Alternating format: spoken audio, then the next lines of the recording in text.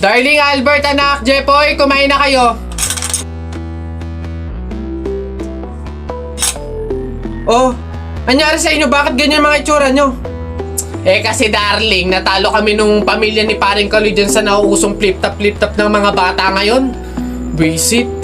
Eh baka naman kasi hindi mo kinausap ng ayos. Tsaka sa mga flip-top na yan, bakit ba naman sasali pa kayo sa mga ganyan? Away bata lang yung mga ganyan eh.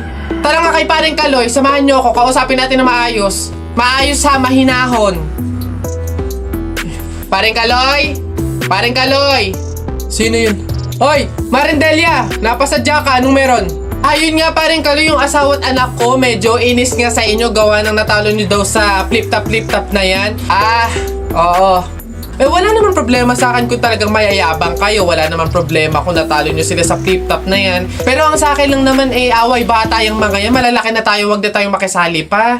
No? Sige paring Kaloy, una na kami. Salamat, sige. Dog ka ng dog! Nakita ko yung tatay mo tinutuli sa ilog na tira itlog! Ano? Asawa ko yan, darling. Aba, teka, biglaan to ah. Alam ko trabaho ng tatay mo, tanod. Nakita ko sa ilog, inaanod! Sus, wala yan. Ako si SpongeBob, ikaw si Patrick. Nakita kita kanina tumatay sa plastic. Ano? Wala na. Sus, alam ko ulam nyo kagabi pa sis. Hindi. Huwag ka na sumaba. Talo ka na, uwi na kami. Ayoko sa Marawi. Madaming kalapati. Nakita ko nanay mo tumatay. Nakawaki. Medyo ka na, Jeff. Anak, tara na. Talo. Wala ka, bala ka sa buhay nyo. Ha?